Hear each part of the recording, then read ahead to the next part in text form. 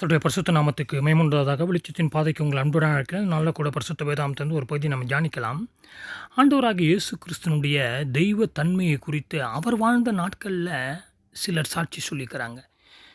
ஞானிகள் சொல்லிக்கிறாங்க, யோவான் சொல்லிக்கிறாரு, பேதுரு சொல்லிக்கிறாரு, யாக்கோபு சொல்லிக்கிறாரு, யோவானின் தாய் சொல்லிக்கிறாங்க, அந்திரேயா சொல்லிக்கிறாரு, பிலிப்பு சொல்லிக்கிறாரு, நாத்தான்வேல் சொல்லிக்கிறாரு, சமாரியர் சொல்லிக்கிறாங்க, சீடர்கள் சொல்லிக்கிறாங்க, மார்த்தாள் சொல்லிக்கிறாங்க, மக்கள் சொல்லிக்கிறாங்க, ஏன் மதுலேன் மரியாளும் சொல்லிக்கிறாங்க.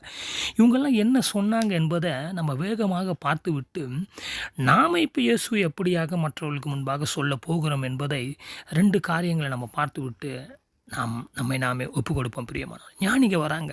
அவங்க என்ன சொல்கிறாங்க? கிழக்கிலே அவருடைய நட்சத்திரத்தை கண்டோம் என்று சொல்லுகிறாங்க. மத்தேயு 2:2 பார்க்குறோம். யாருடைய நட்சத்திரம்? அவருடைய நட்சத்திரம் என்று சொல்கிறார். யோவான் என்ன சொல்கிறாரு? இதோ உலகத்தின் பாவத்தை போக்கும் தேவ ஆட்டுக்குட்டி என்று சொல்லுகிறார். இதோ உலகத்தின் பாவத்தை போக்கும் கடவுளுடைய ஆட்டுக்குட்டி என்று சொல்லுகிறார். யோவான் 1:29 பார்க்குறோம். பேதுரு என்ன சொல்லுகிறாரு? பரத்திலிருந்து வந்த வெளிப்பாடுங்க பேதுருக்கு. நீர் ஜீவனுள்ள தேவனுடைய மகனாகிய கிறிஸ்து என்று மத்தேயு 16:16 பார்க்குறோம். பார்த்தீர்களா? யாக்கோபும் யோவானும் தாயும் என்ன சொல்கிறாங்க? உம்முடைய அரசு என்று சொல்லுகிறார்கள். யோசித்து பாருங்கள். மத்தேயு 20:21 அந்திரேயா என்ன சொல்கிறாரு? மெசியாவை கண்டோம்பா என்று சொல்லுகிறாரு. ஏன்னா இன்றைய நாட்களில் மெசியா வருவாருன்னு யூதர்கள் காத்து கொண்டிருக்கிறாங்க. மெசியாவை அவங்க ஏற்றுக்கொள்ள நம்பலை. ஏன் முஸ்லீமை கூட நீங்கள் எடுத்தீங்கன்னு சொன்னால் இயேசு கிறிஸ்துவை அவங்களும் என்ன செய்யலை? வந்ததை நம்பலை, அவர் மரித்ததை நம்பலை. இன்று யோசித்து பாருங்கள். அந்திரேயா தெளிவாக சொல்கிறாரு, மெசியாவை கண்ட யோவான் 1:41. பிலிப்பு என்ன சொல்கிறாரு பாருங்கள்? மோசே எழுதியிருக்கிறவரை நாங்கள் கண்டோம் என்று பார்த்தீர்களா? தீர்க்கதரிசனம் நிறைவேறினது பார்த்தீர்களா? அதெல்லாம் பைபிள் பிரியமானவர்களே, பைபிள் சொன்னதை தான் இந்த உலகம் சுழன்று கொண்டிருக்குது. பைபிள் என்னென்னலாம் சொல்லப்பட்டதோ அதெல்லாம் இந்த உலகத்தில் நடந்து கொண்டிருக்கிறது. பிரியமானவர்களே, மோசே எழுதியிருக்கிறவரை கண்டோம். பழைய ஏற்பாடு சொன்ன மாதிரி இயேசு கிறிஸ்து வந்தாரா? பிலிப்பு சாட்சி சொன்னாரா? பிலிப்பு மெசியாவை கண்டாரா? யோவான் 1:45 பார்க்குறோம்.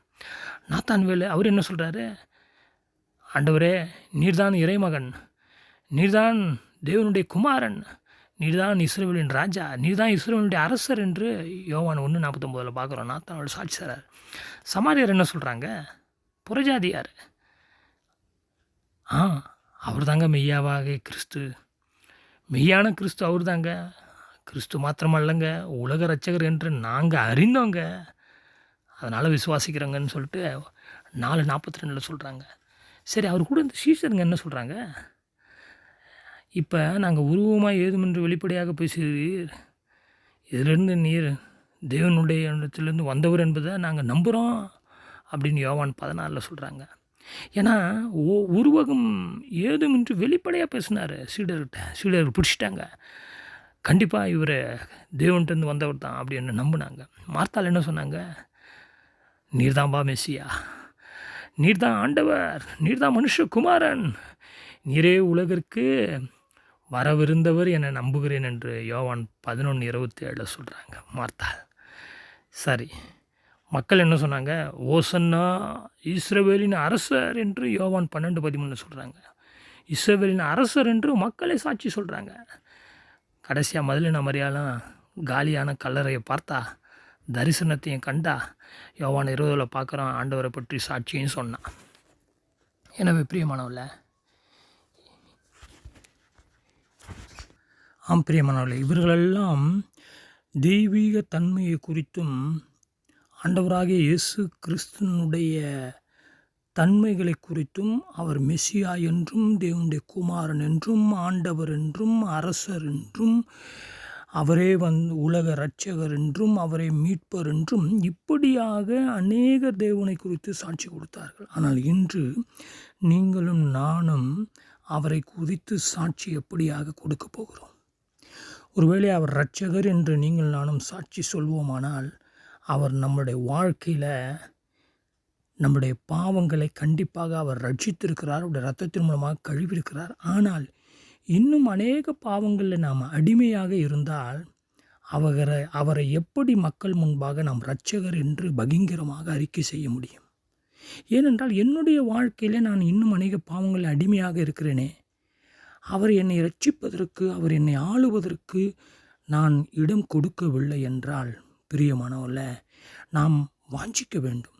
அடிமைத்தனத்திலிருந்து இன்னும் மறைவான துணிகரமான அடிமைத்தன பாவத்திலிருந்து நான் விடுதலையாக்கப்பட நான் வாஞ்சிக்க வேண்டும், ஒப்பு கொடுக்க வேண்டும், வெறுத்து தள்ள வேண்டும்.